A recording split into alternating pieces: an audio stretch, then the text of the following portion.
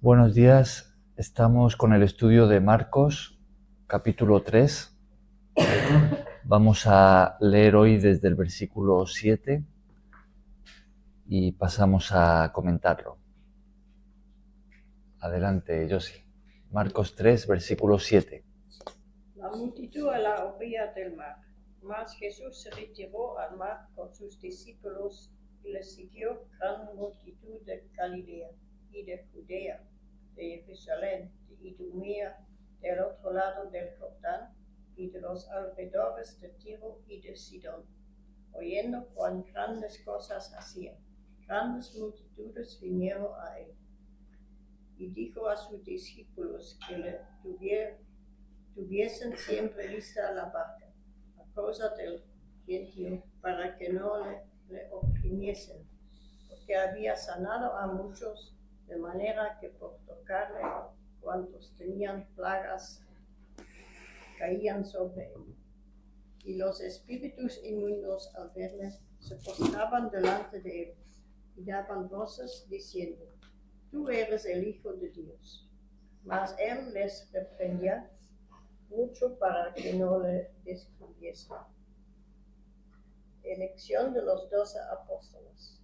Después subió al monte y llamó así a los que él quiso, y vinieron a él, y estableció a 12 para que estuviesen con él y para enviarlos a predicar, y que tuviesen autoridad para sanar enfermedades y para echar fuera demonios.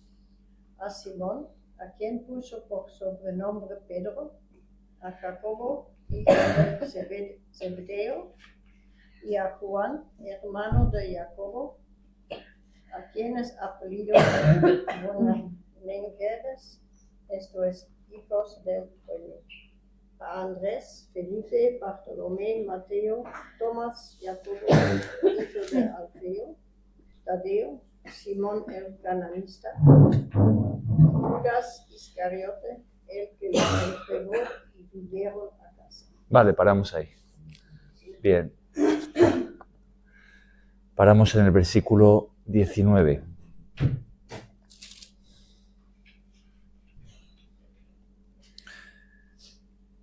Bien, vamos a leer una vez más el versículo 7, pero vamos a leer primero el 6 también. Marcos capítulo 3, versículos 6 y 7. ¿Quieres tú, Marieta, en voz alta y fuerte? 6. Y 7, sí. Y saliendo los fariseos tomaron consejo con los herodianos contra él para destruirle. Mas Jesús se reunió al mar. Se retiró. Mas Jesús retiró al mar con sus discípulos y los siguió gran multitud de Galilea y de Judea. Vale. Lee el 8 también, el 8. De Jerusalén, de Idumea. Del otro lado del Jordán y de los alrededores de Tiro y de Sidón, oyendo cuán grande cosa hacía, grandes multitudes vinieron a él. Muy bien. Bueno, el versículo 6 nos conecta con el pasaje anterior que estuvimos estudiándolo ya. Si os acordáis, Jesús estaba ¿dónde? Estaba en una sinagoga, ¿no? Eso lo tenemos en el versículo 1 de este capítulo. Y había allí un hombre enfermo que tenía una mano, dice aquí, una mano seca. Y los fariseos, nos cuenta el pasaje, que acechaban a Jesús para ver si le sanaría y entonces poder acusarle. ¿Por qué? Porque era día de reposo. Y supuestamente en el día de reposo no se podía sanar, porque los fariseos lo consideraban un trabajo. y en el día de reposo no se podía trabajar. Esto ya lo comentamos en su día, ¿no? Vimos también que Jesús le va a sanar. Jesús explica a los allí presentes que es más importante hacer el bien, incluso aunque eso requiera de cierto trabajo,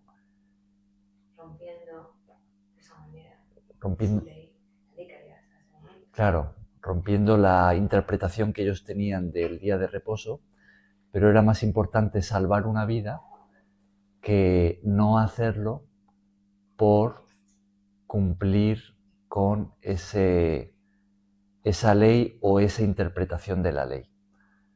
Entonces Jesús sana al hombre, pero los fariseos, pues lo último que leemos de este pasaje en el versículo 6 es que juntamente con los herodianos, que eran los partidarios del rey Herodes, pues se reúnen para conspirar contra Jesús, para destruirle. Es interesante el detalle de que se unan los fariseos con los herodianos, porque los fariseos y los herodianos no eran amigos precisamente, que digamos. Los fariseos estaban muy en contra de la ocupación romana. Y los herodianos, que apoyaban al rey Herodes puesto por Roma, eran partidarios o estaban a favor o eran amigables con el Imperio Romano. Pero aquí se van a unir porque tienen un enemigo común, que es Jesús, ¿no? Ellos quieren quitar a Jesús del medio. ¿Por qué? Porque ven en Jesús a una amenaza. Jesús se lleva tras sí al pueblo, ¿no? Ellos ven que están perdiendo su influencia, su posición, que era lo que les importaba, al final su poder, ¿no? No era que realmente los fariseos o los herodianos estuviesen buscando de corazón agradar a Dios, sino que ellos lo que querían era el poder, ¿no?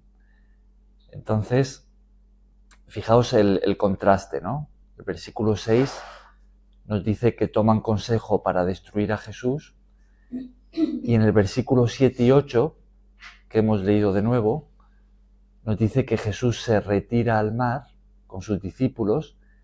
¿Y quién más va tras Jesús? El pueblo, ¿no? Una gran multitud. O sea, el pueblo se va tras Jesús.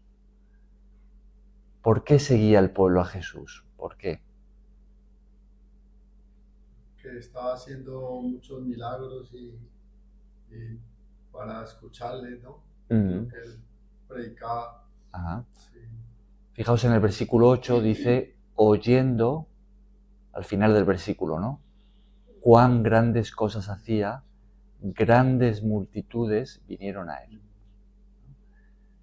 Oían los milagros, veían, oían las sanidades, las liberaciones, escuchaban su enseñanza. ¿Diríais que el pueblo en su mayoría creía que Jesús venía de Dios? Sí, ¿no? Creía, como era una persona diferente que lo que hacía, que ahí anteriormente nadie hacía como hacía Jesús. Claro. Entonces, todos se volcaron a él y le seguían para ver hasta el final. Que tenían fe y veían que de verdad sanaba cosas imposibles, Claro. enfermedades que desde años que han estado enfermos y él no tenía miedo, porque aquí dice que le sanó a uno que tenía plagas, que cuando le tocaban le caían las plagas en él, pero él, como era Jesús, a él no le pasaba nada. Entonces, se admiraban de todo eso y seguían lo que iban sabiendo, iban oyendo, se iban atrás de él. Ahora, algo importante a notar aquí es que el hecho de que el pueblo creyera que Jesús venía de Dios y le siguiera, no significa que todos adquirieran el compromiso del discipulado. Esto es importante porque vamos a ver ocasiones en la vida de Jesús en las que él mismo le va a decir a la gente que le estaban siguiendo por los milagros, por las bendiciones, pero no porque realmente estuviesen dispuestos a ser discípulos. Esto es importante porque esto también lo podemos traer a nosotros, ¿no? Podemos preguntarnos por qué nosotros seguimos a Jesús, o por qué nos acercamos a Él, o por qué creemos en Él, por qué queremos escucharle, ¿no? Porque podemos pensar, bueno, Dios me va a bendecir, ¿no? De Jesús voy a sacar algo bueno, entonces pues voy a ir a la iglesia, o voy a orar cuando esté mal, voy a pedirle ayuda a Dios, voy a leer la Biblia, pero quedarnos solamente en ese tipo de relación con Él. Pero Dios quiere más. Dios quiere una relación más cercana con nosotros. Entonces Jesús nos invita no solamente a acercarnos a Él, sino nos invita también a ser sus discípulos. Por eso eso es lo que vemos en la vida de Jesús, que Él llamaba a la gente, pero a ser discípulo, ¿no? Que es un compromiso muy alto, es una entrega. Jesús, en realidad, eso es lo que va a hacer por nosotros. Él se va a entregar.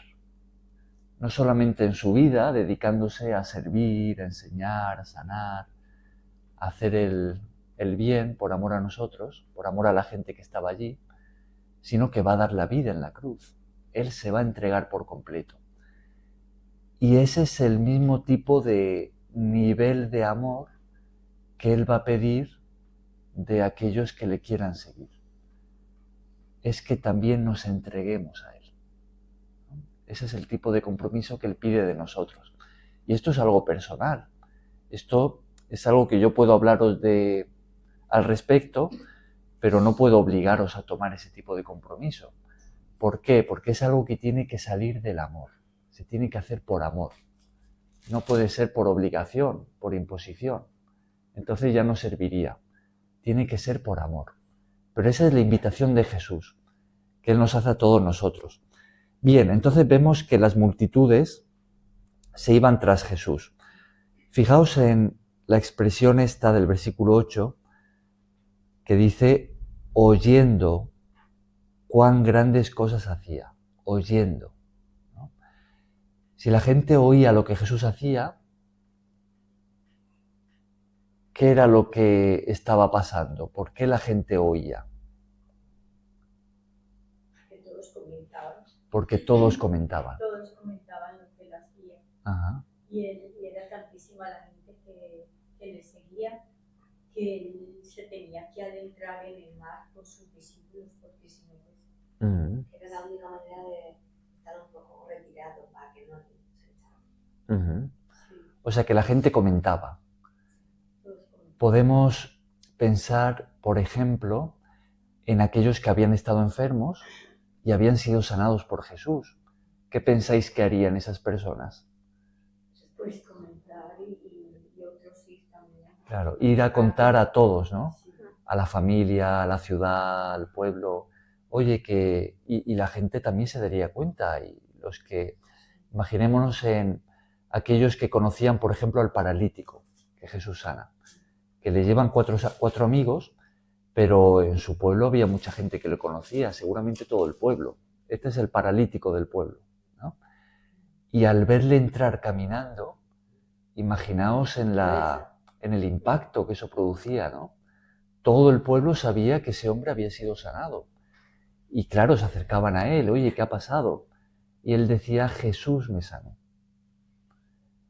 Es que todos decían que, es que siempre, pues si se ponen a contar la historia de cada uno, ¿cómo sería de larga la vida de Bogotá? Es que, perdona, y es que Jesús que les decía que no dijeran, ¿no? Cuando les sanaba al paralítico, le dijo que no lo comentaran. Pero la gente iba y comentaba. Lo divulgaba mucho más. Y otra cosa es que a Jesús, la gente solo por tocarlo, a él se sanaba la gente o le quitaba las plagas. Entonces, claro, debió de ser una cosa me imagino la multitud allí, no, lo estaban oprimiendo, tenía que huir hacia el mar para que no, porque me imagino lo agobiaban a él allí a tocarlo, a quererlo tocar. Claro. Ahora, ¿creéis que es importante el que la gente hablara de Jesús? Sí, ¿Creéis que diríamos que eso ayudaba a otros a buscar a Jesús, a acercarse a Él? sí, Eso es lo que nos por eso dice. se fueron tantos que Claro. se iban. Y debido a eso, pues los fariseos y toda esta gente querían ya, mira, como quitarlo del medio, digamos así. Así es, claro. Sin embargo, él dijo a veces que no dijera. Para aprender eso, sabiendo lo que quería despertar. Es interesante ese detalle porque vemos algunas sanidades que Jesús hace que le dice a la persona, no se lo cuentes a nadie, ¿no? Y incluso también vemos hasta demonios que delante de Jesús dicen, tú eres el Hijo de Dios. Y Jesús les mandaba que se callasen, ¿no? Es como que el que Jesús manifestara su identidad como el Mesías, ¿no? Tenía un tiempo, ¿no? Y aún no había llegado el momento de hacerlo públicamente, ¿no? Como el Mesías. Ahora, cuando Jesús resucita, Él manda a sus discípulos a hablar con todos, ¿no? Él les dice, id por todo el mundo y contarle a todos la buena noticia del Evangelio. En otras ocasiones, aún antes de su resurrección, vemos que Jesús sí que le dice a la persona sanada que lo cuente.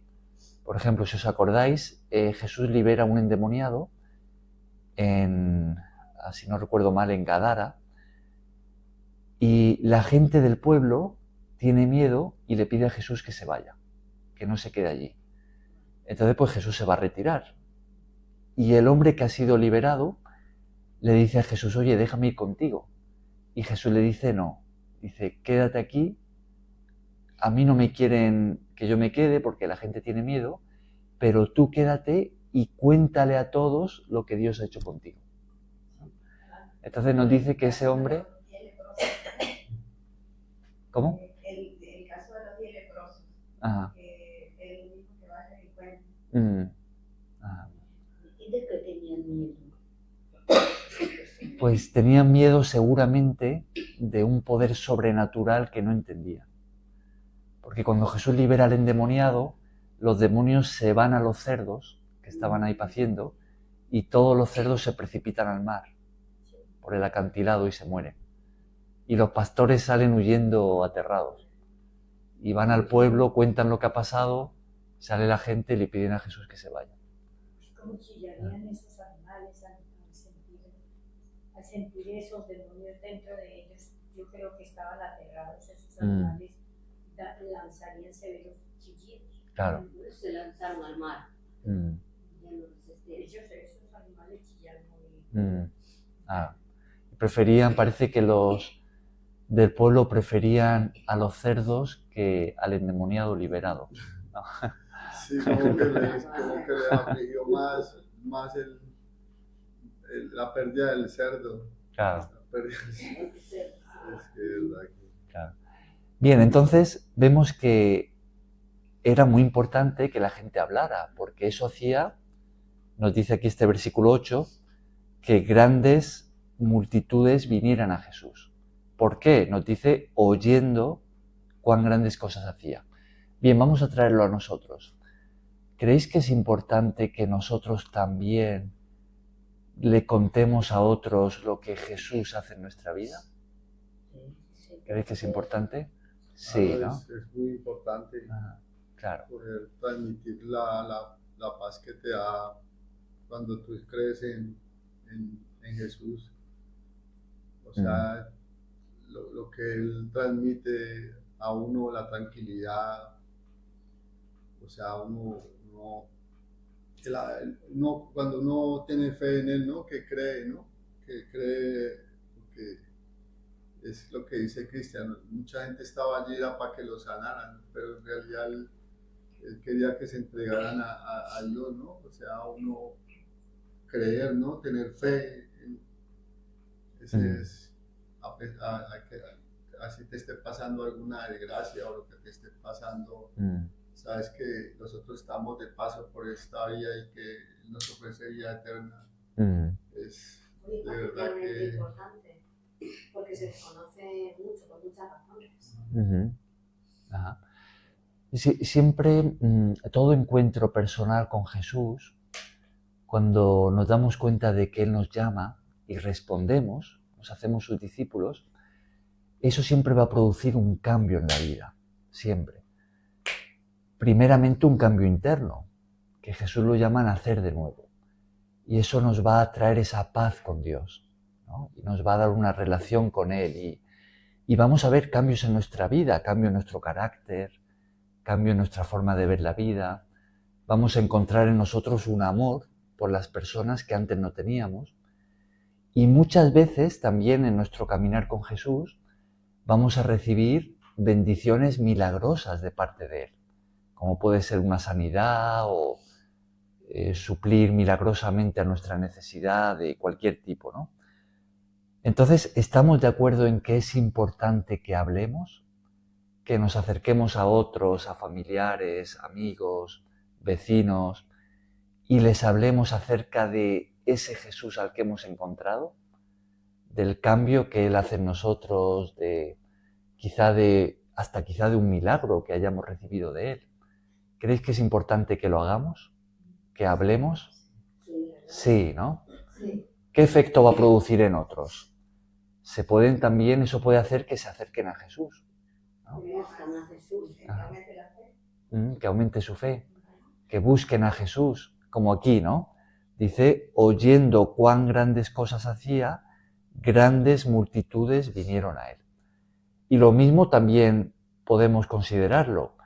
Si nos callamos y no hablamos, y somos cristianos que van de incógnito, ¿no? Como detectives secretos, y no queremos que nadie sepa que somos cristianos, nos quedamos muy calladitos, entonces vamos a impedir que otros se acerquen a Jesús.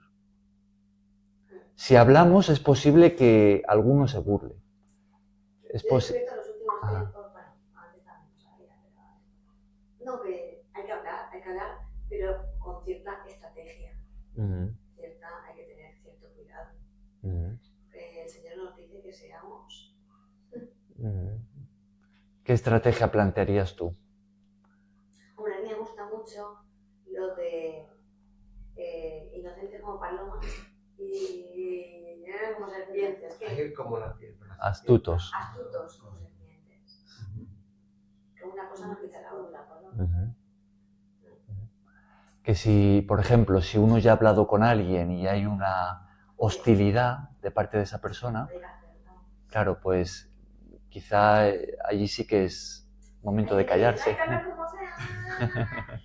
Yo he conocido eso de parte de mi hermana, que tuve, de verdad que yo conocí al Señor de milagro a pesar de ella. Y ella, por ejemplo, le gusta mucho hablar. Y ella habla con todo el mundo y yo he visto las consecuencias negativas a veces de eso. Y seguramente también la ha habido cuando yo he hablado con alguien, seguramente. Pero por lo menos he intentado. A veces lo podemos hacer en una actitud como de imponer, ¿no? Ya sí. Yo conocí al Señor realmente gracias a ella. Gracias al Señor, por supuesto, pero a través de ella, humanamente.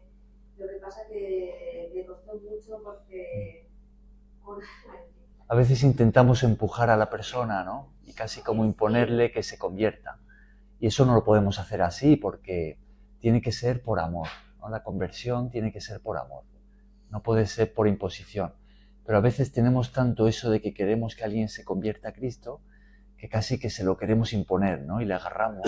Y eso hoy día, eso lo hacemos en contra. Eso puede ser contraproducente. Sí, claro. A mí me pasó, pero yo no sé, pero, o sea, mi Dios como que aprendió a callar, ¿no? Hace poco estuvo una persona en mi casa y la señora es muy creyente, y el Señor cuando empezó allá a hablar mal a mí me molesta que estén hablando mal de Dios porque le podía haber dicho vete de mi casa, pero no lo hice ni nada y me dejé que él hablara allí y no me puse a imponerle a imponerle a que Jesucristo existe, ¿sabes? La señora sí le estaba hablando, pero él estaba allí como el diablo ahí renegando y fue muy raro, muy extraño. Yo le dije a mi mujer, yo por decente y de todo, pero a mí no me gusta que ese señor venga a mi casa. Claro, normal. Sí, no me... Pues sí. Bien, entonces vemos que es importante hablar, ¿no? A pesar del riesgo que corremos de que se burlen de nosotros o de que nos hablen mal, aún así es importante hacerlo porque también eso va a producir que otros se acerquen a Jesús, ¿no? Escuchando acerca de lo que Él hace en nuestras vidas, del Jesús que hemos conocido. Bien, pues esto es lo que estaba pasando aquí. Fijaos que Marcos, esto lo habíamos también comentado en su día, él insiste bastante en mostrar a sus lectores, y eso llega hasta nosotros, el impacto que producía Jesús en la gente, ¿no? Fijaos, aquí nos está hablando de las multitudes que siguen a Jesús, en contraste con los fariseos que van perdiendo su influencia, pero fijaos que algo más atrás, por ejemplo en el capítulo 1, esto ya lo habíamos leído, fijaos en el versículo 22, por ejemplo, del capítulo 1. ¿Quieres leerlo tú, Denis? 22. Sí. Y se admiraban de su doctrina, porque les enseñaba como quien tiene autoridad y como no los escribas. Y no como los escribas. Ajá. ¿Y los versículos 27 y 28? 27 y 28. Y todos se asombraron, de tal manera que discutían entre sí, diciendo, ¿qué es eso? ¿Qué nueva doctrina es esa? Que con autoridad manda aún a los espíritus inmundos y le obedecen. Y muy pronto se difundió de su fama por toda la provincia alrededor de Galilea. Ajá. Bien, entonces vemos cómo Marcos nos relata, él llama nuestra atención al efecto que estaba produciendo en la nación lo que Jesús hacía y lo que Jesús enseñaba, ¿no? Dice que la gente se admiraba, que su fama se extendía, ¿no? Era... Aquí hay algo que dice que hasta los espíritus inmundos, ellos están diciendo que hasta los espíritus inmundos le oían y Claro. hablaban. Y era que la gente escuchaba a los espíritus, esos espíritus los escucharían hablar, porque mire lo que dice. Ellos se manifestaban a través de las personas que estaban poseídas. Ah. Sí. Entonces, en el 45, por ejemplo, del capítulo 1, vemos algo muy parecido, que el leproso que ha sido sanado dice que se pone a divulgarlo, a publicarlo, de tal manera que Jesús, dice, ya no podía entrar abiertamente en la ciudad. ¿Por qué? Porque las multitudes corrían a Jesús, ¿no? Entonces él tenía que quedarse más bien afuera, ¿no? En lugares más amplios. Por ejemplo, el versículo 12 del capítulo 2, ¿qué leemos allí? Tenemos más de lo mismo. Sí. Entonces él se levantó enseguida y tomando su lecho salió delante de todos, de manera que todos se asombraron y glorificaron a Dios, diciendo, nunca hemos visto tal cosa. Ese es el impacto que Jesús producía. La gente estaba como tan admirada, ¿no? Aquí tenemos la expresión en España, así de la calle, de que la gente estaba flipando, ¿no? Es que estaban como diciendo, nunca hemos visto algo así. Y la fama de Jesús, eso no se podía parar. Eso, fijaos, en estos versículos que hemos leído del capítulo 3, nos dice que ya le estaba siguiendo gente prácticamente de todo Israel. Pero no solamente de Israel, sino de más allá, porque las regiones de Tiro y de Sidón, que leemos en el versículo 8, estaban más allá de los límites de Israel, estaban al norte. Además eran ciudades importantes, sobre todo Tiro. Entonces, ya incluso fuera de lo que era la provincia de Palestina, ya estaban viniendo a buscar a Jesús personas que no eran judías, ¿no? Ya estaban acudiendo para conocerlo, para verlo, ¿no? Entonces la fama se estaba extendiendo como la pólvora. Eso era algo imparable.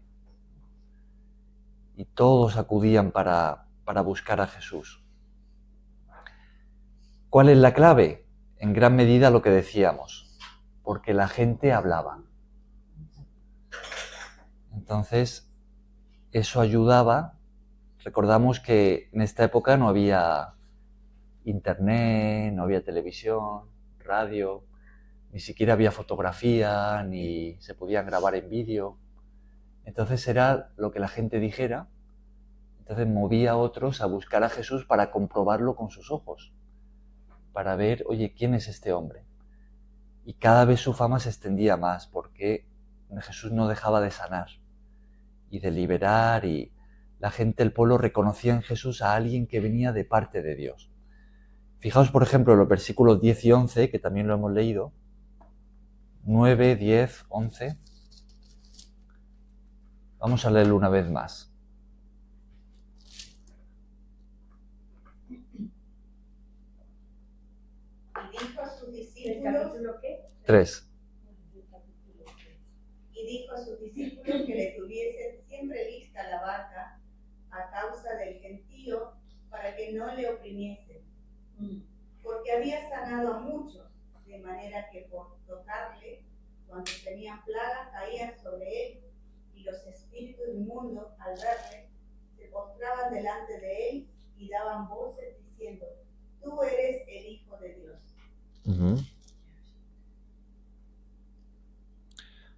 Entonces, fijaos, en ocasiones tanta gente quería tocarle y se abalanzaban sobre él, que Jesús hasta tiene que decirle a sus discípulos que le tuviesen lista la barca para él ponerse en la barca y retirarse un poco de la multitud y desde allí poder enseñar, ¿no?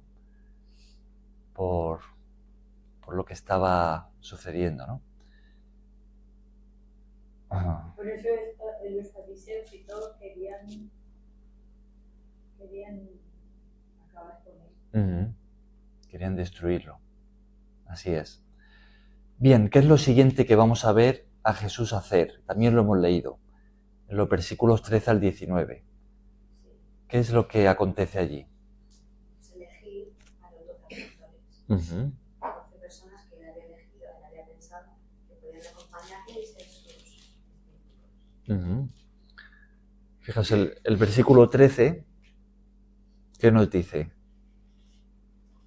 Después subió al monte y llamó así a los que él quiso, y vinieron a él. Ajá. Y el 14 dice, y estableció a 12. ¿No? Aquí él va a nombrar a los que conocemos como los apóstoles, ¿no? Fijaos que en el pasaje paralelo de Lucas, donde también nos narra lo mismo, hay un detalle interesante que Marcos nos recoge. Fijaos en el versículo 12 del capítulo 6 de Lucas. Lucas capítulo 6, versículo 12.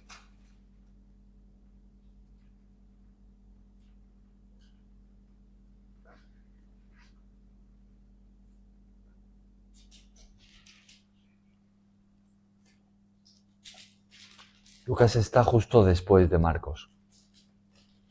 6:12. 6:12.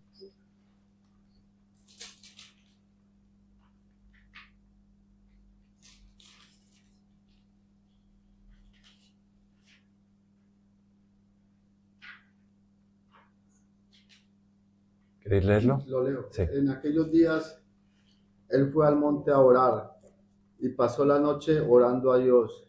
¿Y el 13? Y cuando era de día, llamó a sus discípulos y escogió a 12 de ellos, a los cuales también llamó apóstoles. Ajá, está ahí, muy bien. ¿Qué nos dice ¿Qué nos dice Lucas que hizo Jesús antes de nombrar a los apóstoles? Subió a orar. Subió a orar. Estuvo orando toda la noche. Estuvo orando toda la noche. Dice, subió al monte a orar y pasó la noche orando a Dios. Y entonces, al siguiente día, va a nombrar a los apóstoles. Entonces, esto también en su día lo habíamos estado hablando, que vemos en Jesús a un hombre de oración. Alguien que constantemente él se tomaba ese tiempo de apartarse de esas multitudes que vemos que le seguían, y podemos imaginarnos cuánto trabajo tenía Jesús, ¿no? Él tenía trabajo para estar las 24 horas sin parar, ¿no? Pero Jesús se apartaba. Él buscaba esos momentos de estar a solas con Dios, y allí, en esa relación que él tenía con el Padre, recibía dirección. Entonces Jesús buscaba esos momentos, y en esta ocasión él va a pasar la noche entera orando. Y al siguiente día él ya sabe lo que tiene que hacer y va a nombrar a 12, ¿no? A los apóstoles.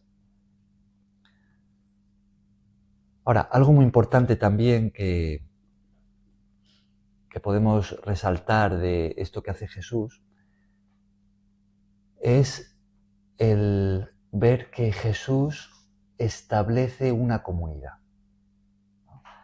Aquí, en este momento, lo que él está haciendo es podríamos llamarlo el instaurar el liderazgo de la comunidad, ¿no? Que es cuando nombra a los apóstoles. Pero desde el principio, cuando vemos a Jesús llamando a sus discípulos, eso es lo que él está haciendo. Él está estableciendo una comunidad.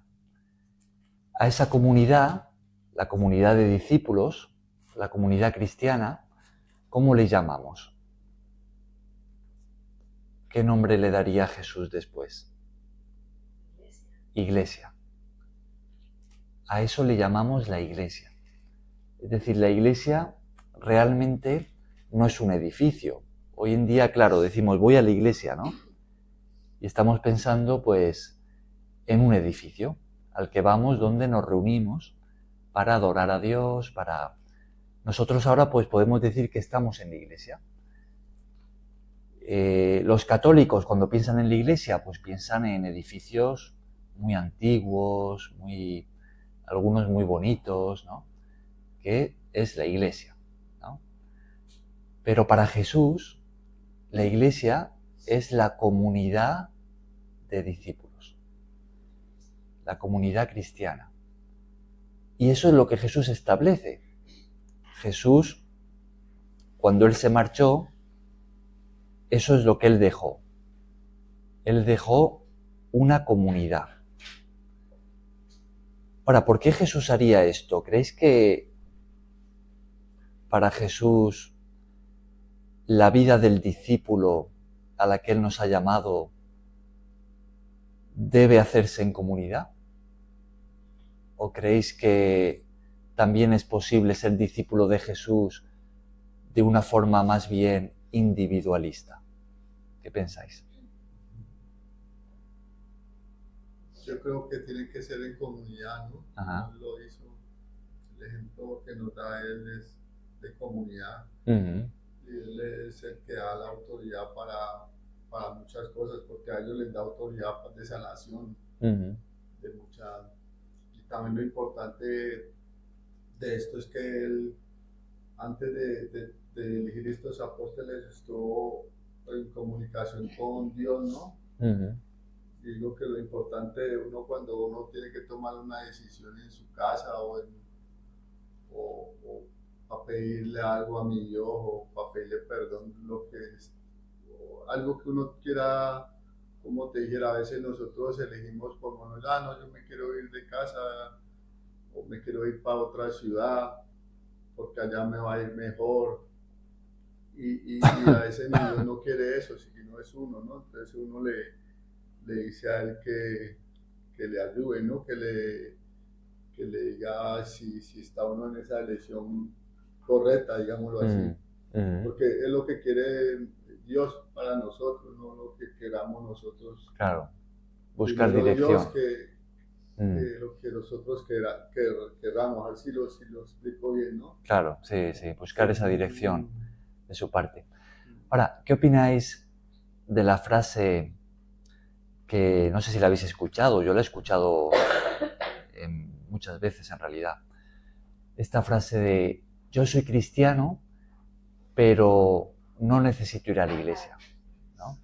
Yo pues tengo mi relación con Dios en casa y para orar o para leer la Biblia pues no necesito la iglesia. Entonces yo soy cristiano, pero no voy a la iglesia. ¿Creéis que esa frase se corresponde con lo que Jesús quería? No. Claro. No, Aquí tiene que haber una comunidad. Digo que donde hay comunidad y está todo, Dios como que puede llegar a escucharnos más comunicación con él, digámoslo así, más como un teléfono, ¿no? Y más, me imagino yo que es así, ¿no? Bueno, lo que yo quiero decir es que él dice, ¿verdad? Predicar el evangelio a toda criatura, y tú en un versículo dice, cuando el ejemplo del rico que le dice, ¿qué tengo que hacer para, si yo soy una persona bondadosa, que ayudo a todo el mundo, ¿qué tengo que hacer? Y Jesús le responde, bueno, vende todo lo que tienes, dáselo a los pobres y seguir. Que eso es lo que hay que hacer, ¿verdad? Despojarse, como dice, despojarse de todo, ¿verdad? Porque como tú decías, llegar al evangelio hay que despojarse de muchas cosas que tú crees que son privilegios. Y es verdad, a mí me pasa mucho con el Señor con que yo ando, porque me dice, no, yo no creo, yo no creo en Dios, yo no creo en nada. Y como lo decía la amiga ya, que hay que ser sabio, irlo llevando y decir, dejarlo que él diga y tú ves por dónde te le va metiendo para ir diciéndole, hablándole de la palabra. Porque por decirte, yo he sido testigo de todas las bendiciones que ha recibido, de todas, yo he dado testimonios en la iglesia precisamente por todo. Yo estoy aquí precisamente por la misericordia de Dios. Qué bueno. Lo ves, tú lo puedes ver porque es perseguido, nada, simplemente. Pero tú no lo puedes ver. ¿Qué cosas has necesitado tú para llegar aquí? Pues todo eso. Entonces vemos que Jesús establece una comunidad, ¿no? Ahora, la convivencia, porque cuando hablamos de comunidad hablamos de convivencia. En realidad, si lo pensamos, la comunidad que estableció Jesús, hoy en día, a veces lo hemos convertido en algo que no es realmente. Por ejemplo, muchas veces nuestra comunidad o nuestra vida en comunidad como cristianos se reduce solamente a 2 horas el domingo. Esa es nuestra vida en comunidad. Vamos 2 horas el domingo a la iglesia y el resto de la semana, quizá, no digo nosotros, pero muchos cristianos pues pueden tener una vida totalmente desconectada de esa comunidad. Hacen su vida normal, como cualquier otro que no es cristiano, y el domingo sí, 2 horas a la semana en comunidad. Pero eso no es lo que vemos en Jesús. Jesús establece una comunidad que era una comunidad 24/7. Es decir, todos los días los discípulos estaban juntos. De hecho, cuando Jesús se marcha y vemos el desarrollo de la iglesia primitiva en el libro de Hechos, nos dice eso mismo. Nos dice que todos los días se juntaban y comían juntos y oraban juntos y escuchaban juntos la palabra y servían juntos, ¿no? Nosotros en realidad tenemos un gran privilegio en este sentido, porque la ONG nos brinda esa posibilidad de tener comunidad todos los días, ¿no? De todos los días poder compartir tiempo juntos. Pero eso es lo que Jesús, yo diría que tenía en mente. Eso es lo que le vemos a él hacer. Él forma una comunidad, ¿no? Ahora, cuando hablamos de comunidad, hablamos de convivencia. Y todos sabemos que la convivencia no siempre es fácil. A veces es difícil la convivencia. Por eso uno tiende muchas veces a buscar más esa vida individualista. Porque dice, si yo estoy solo, nadie me molesta y entonces voy a estar tranquilo, ¿no? Pero, ¿por qué esa convivencia es tan importante? ¿Qué creéis que Dios quiere enseñarnos a través de la convivencia? ¿Qué pensáis? Porque es el diseño de Dios. Jesús formó una comunidad. Para que le hablemos de la palabra y para que puedan, porque él dice, predicar el evangelio a toda criatura. Por eso, entonces, en comunidad, para que tú le digas a él todas tus bondades, para que lo compartas. Porque, claro, porque si no lo haces, tú te quedas con eso, entonces él viene por su pueblo, ¿verdad? Y tiene que todo el mundo saber de sus bondades, de todo, de que él existe, que él es un Dios real. Para compartir de él. ¿Qué más? ¿Qué más tenemos en la...? O sea, lo más primordial que pide Jesús es, o sea, amar a tu hermano como a sí mismo, ¿no? O sea, ver a tu hermano como si fueras, como de tu propia sangre, ¿no? Ese también es o sea, preocuparse por el hermano, por su familia, por su bienestar. Es algo claro, como estar en familia, ¿no? No ser todos una familia, no ser algo así como que vienes a la iglesia, pero ya se acabó todo, ya pierdes comunicación. Es muy difícil eso, ¿no? O sea, la convivencia. Pero cuando más estás juntos, puedes desarrollar habilidades, cosas de tu carácter, que no lo desarrollas solo. No se puede. ¿Cómo qué? ¿Cómo qué? Sobre todo es perdonar el pedir perdón.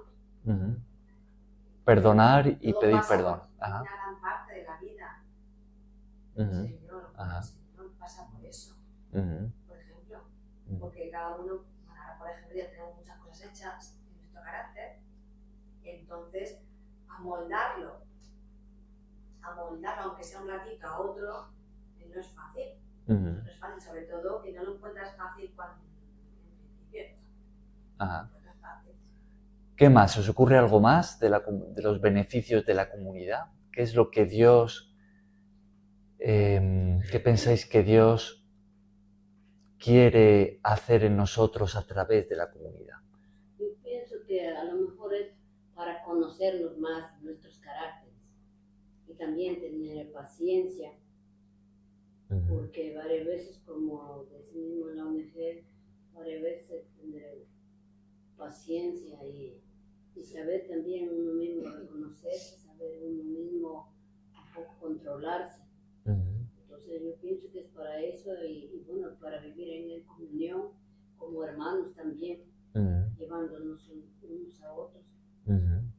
Es que estando uno solo, uno por lo menos es una persona que yo he hablado con el pastor, que hablé una vez, porque que a veces yo me pasó algo, ¿no? Entonces yo mantenía más bien un poco con la gente receptivo, ¿no? Y el pastor me dice que el demonio lo aísla a uno. Y eso siempre me quedó a mí.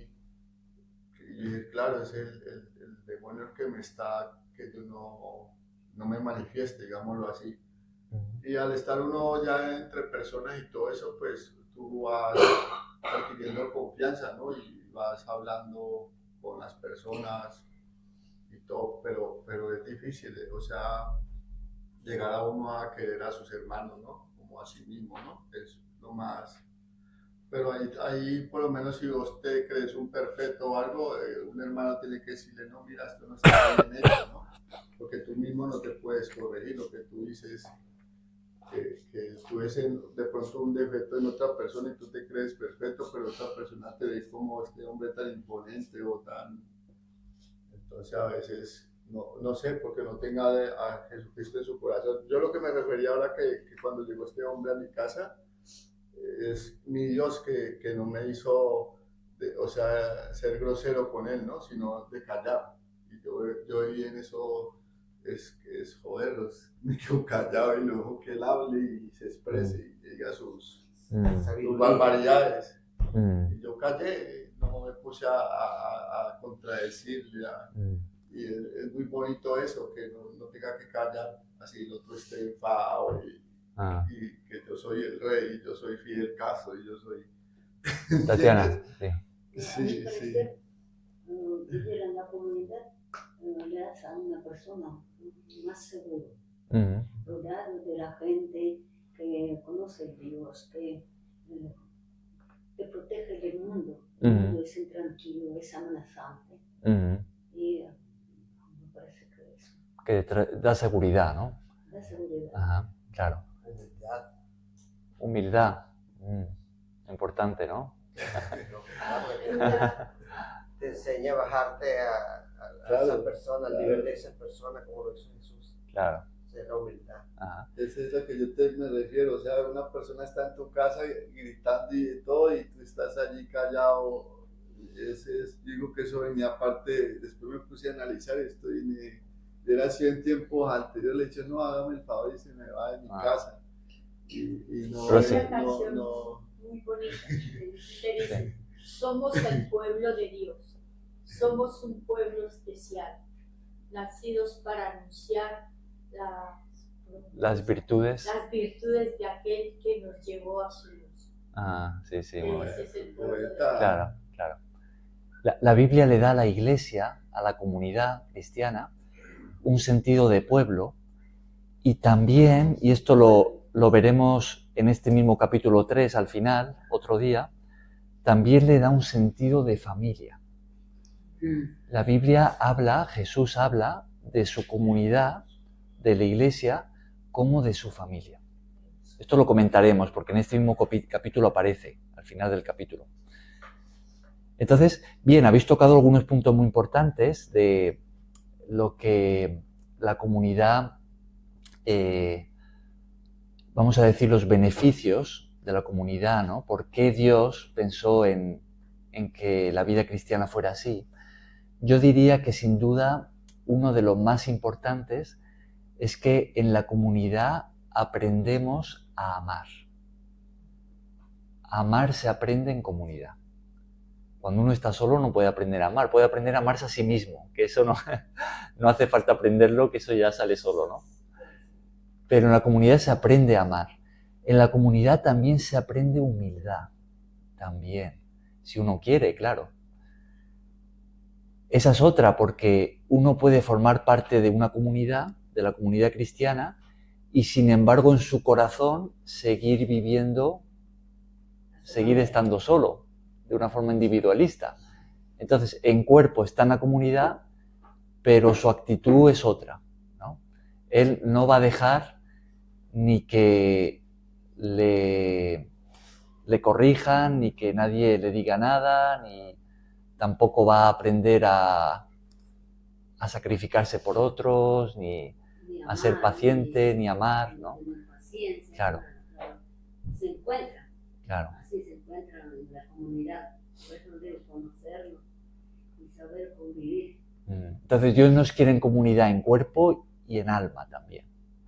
Que nuestro corazón realmente esté por la comunidad, ¿no? Yo creo también que cuando uno se encuentra una persona así, que yo la veo, que yo sé que están ahí y no creen, digámoslo así. Estoy yo más que seguro. Pero uno aprende a que esas personas no entrar a odiarlos, claro. O sea, mirarlos como un enemigo, claro. Porque eso no está bien también, ¿no? Lo que manda Jesús, a que amarás hasta tu enemigo, ¿no? Sí. Otro punto muy importante de la comunidad. En la comunidad tenemos la oportunidad de servir. Y la vida cristiana, en gran medida en la práctica, consiste en eso, consiste en servir, en servirnos unos a otros, en atender a las necesidades de nuestros hermanos, en servir a nuestro prójimo también, como podemos hacer en la ONG, ¿no? Con las personas necesitadas que vienen. Y eso también se aprende y se puede poner en práctica en la comunidad, ¿no? En la comunidad servimos. Ahora, una actitud imprescindible para poder tener una buena convivencia. es ser misericordiosos unos con otros. Es decir, reconocer que fallamos, que así como yo fallo, mi hermano, mi hermana también falla, que estamos todos aprendiendo, que tropezamos, que nuestro carácter a veces no es como el de Jesús, y entonces ir a la comunidad con esta actitud de voy a ser paciente con mis hermanos, voy a ser misericordioso con ellos. Y con los fallos de los demás a veces no resultan. Claro. Los nuestros también. Es necesario para una buena convivencia, ¿no? El Señor nos pide eso. Tenemos muchos textos de las enseñanzas de Jesús, de lo que escribieron los apóstoles de su parte, que nos hablan precisamente de eso. Hasta el apóstol Pablo escribió a los Efesios diciendo soportaos unos a otros en amor. Soportaos. Teneos paciencia unos a otros. ¿Por qué? Porque el hecho de estar en la comunidad cristiana, de formar parte de la iglesia, no significa que ya seamos como Jesús, ni mucho menos. Estamos en un aprendizaje, eso sí. Ahora, si yo estoy en un aprendizaje, mis hermanos también. Si yo fallo, mis hermanos también fallan. Entonces eso a mí me puede ayudar a decir, bueno, no voy a ser tan estricto con otros, tan rígido, no voy a ser tan exigente. Voy a tener paciencia. Voy a ser paciente con mis hermanos, entendiendo que están en un aprendizaje, como yo también lo estoy. Entonces juntos vamos a ir aprendiendo de Jesús y vamos a ir siendo moldeados y nuestro carácter va a ir siendo transformado. Pero en el camino a veces van a haber roces, van a haber palabras que no me gustan, van a haber actitudes y tengo que ser paciente, ¿no? Porque el Señor quiere que convivamos juntos. Lo más fácil sería decir, bueno, este hermano es así, adiós muy buenas. Me busco otra comunidad o me quedo yo solo, que estoy más tranquilo. Pero ese no es el plan de Dios. El plan de Dios, lo que Jesús quiere, lo que vemos muy claramente en el Evangelio, es la vida comunitaria. Comunidad, eso es lo que somos. ¿Bien? Somos parte de la familia de Dios.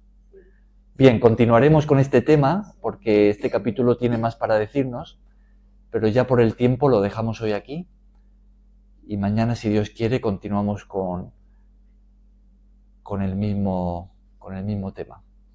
¿Bien? Amén.